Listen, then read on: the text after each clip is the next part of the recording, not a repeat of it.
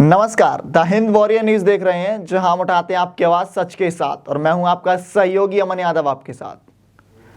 साले ने रची जीजा को मारने की पूरी कहानी। असल में हम आपको ऐसा क्यों कह रहे हैं जी, आपको बताते हैं कि बीते दिन पहले गुरुग्राम के सदर बाजार में रेमंड शोरूम पर ताबड़तोड़ फायरिंग हुई, जिसमें एक युवक की मौत हो गई। जी हाँ, जिस मृतक का नाम सुखवीर खटाना उर्फ सुक्की था। सुक्की के ऊपर ताबड़तोड़ फायरिंग किसी और ने नहीं बल्कि स्वयं उसके साले ने पूरी कहानी को रचा। उसके अपने मित्र के साथ उसे बताया कि किस तरीके से जब सुक्की रेमंड शोरूम पर पहुंचेगा तो उसके ऊपर घात लगाकर बैठे आरोपी ने उसके ऊपर ताबड़तोड़ फायरिंग कर दी, जिसके बाद मौके पर ही उस व्यक्ति की मौत हो गई। तो चलिए आपको बताते हैं कि असल में प्रीतपाल सांगवान ने अपनी प्रेस कॉन्फ्रेंस करके मीडिया से बातचीत के दौरान क्या कुछ सवाल जवाब किए। दिनांक 1/9/2022 को सदर बाज़ार के इलाके में रेमंड के एक जो कपड़े का शोरूम था, वहाँ सुखबीर खटाना नाम के व्यक्ति की गोली मार के हत्या कर दी गई थी, जिसके संबंध में हमने सिविल लाइन पुलिस स्टेशन में केस रजिस्टर करके और उसकी इन्वेस्टिगेशन शुरू की। उसमें जो जानकारी मिली उसमें उसका एक रिश्तेदार उसमें शामिल था और उसके और अन्य साथी उसमें शामिल थे, जिसके संबंध में हमारी क्राइम टीम सेक्टर 31 ने काम करते हुए उसमें एक जो प्रमुख भूमिका निभाने वाला आरोपी जिसका नाम योगेश उर्फ सिल्लू है, जो 22 साल का है और राजस्थान का रहने वाला है, उसको गिरफ्तार करने में कामयाबी हासिल की है। इससे पूछताछ करने पर पता चला है कि इसने बताया ये जो मृतक का साला था चमन, उसके दोस्त था ये, और उसके कहने से ये इस हत्याकांड में शामिल हुआ है और उसने इसको इस बात के लिए उकसा के अपने साथ लिया था। और ये उसके साथ इसलिए शामिल हुआ कि इसके गांव में इसकी बहन के साथ किसी ने छेड़खानी की थी और ये उसका बदला लेने के लिए उस आदमी को मारना चाह रहा था। तो इससे ये कमिटमेंट की गई थी कि पहले तो हमारे इस केस में शामिल होगा, उसके बाद हम जाके तेरा बदला लेंगे। आरोपी पर पहले केस दर्ज है। ये जब तक कोई इस तरह का एक्ट कर पाते उससे पहले ही हमने इसको गिरफ्तार करने में कामयाबी हासिल की। कल हमने इसको गिरफ्तार किया है।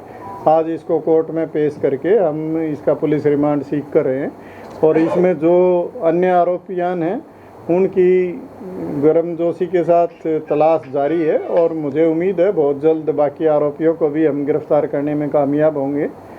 इसमें आगे की इन्वेस्टिगेशन जारी है। सर, कब इन्होंने प्लानिंग की थी इस तरह की आपस में बदला लेने की?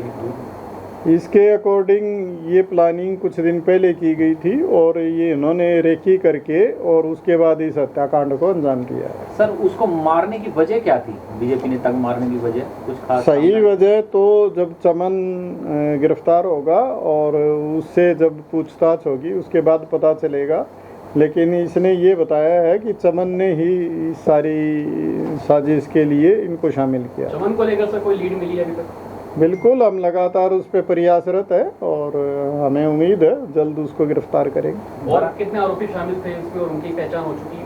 देखिए, इसमें जो मौके पे 5 आदमी शामिल रहे हैं उनकी पहचान हमने कर ली है और बाकी भी अगर उसमें और कोई लोग शामिल रहे होंगे पीछे से या किसी की भी किसी भी तरह की भूमिका होगी तो किसी को इसमें बख्शा नहीं जाएगा। सर, ऑन द स्पॉट उनका पहले राजस्थान जाने का प्लान था और तकरीबन 15 मिनट पहले ही जो है शॉपिंग का प्लान बना था, तो उसके ऊपर कुछ कि किसने इस बारे में जो है आरोपियों को बताया, ऐसा कुछ?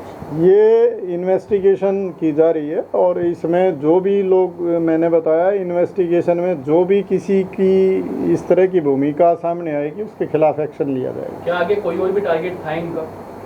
हाँ, मैंने बताया एक तो इसी लड़के का जो इसके गांव में एक लड़के से इसको दिक्कत थी और उसकी कमिटमेंट की गई थी और इस तरह से बाकी जो लोग शामिल किए गए हैं उनकी गिरफ्तारी पे ये पता चल पाएगा उनको किस कमिटमेंट के साथ शामिल किया गया था। ये हथियार कहाँ से मुहैया कराए गए और किसने कराए? ये सभी अभी इन्वेस्टिगेशन इन सारे इश्यूज पे की जा रही है और पुलिस रिमांड के बाद और गहराई से पूछताछ करके ये सारी चीज़ें डिस्कस की जाएगी। सर, क्या बताया कुछ और इसके अलावा? हमने इससे उस हत्याकांड के बारे में पूरी जानकारी ली है और इसमें जो भी सारे पहलू हैं उन पे गहराई से जांच की जा रही है और उसमें कानून के प्रावधानों के अनुसार इन्वेस्टिगेशन की जा रही है। ये कहाँ से पकड़ा है सर? ये गुड़गांव से फेज 1 से गिरफ्तार किया। हथियार भी बरामद हुआ सर? अभी हम पुलिस रिमांड सीख कर रहे हैं, उसके बाद हथियारों की बरामदगी की जाएगी। अब देखने वाली बात यह होगी कि एफआईआर जो सेक्टर 31 के सिविल लाइंस थाने में रजिस्टर की गई थी, जिसके बाद तहकीकात के दौरान एक आरोपी को तो गिरफ्तार कर लिया गया है, लेकिन इसके पीछे की असल में और आरोपी कितने हैं, क्या कुछ वजह है और तमाम वो बड़े सवाल जो पीछे छिपे हुए हैं कि पूरा कारण क्या था, ये देखने वाली बात होगी। लेकिन तब तक के लिए आप देखते रहिए द हिंद वॉरियर न्यूज़। धन्यवाद।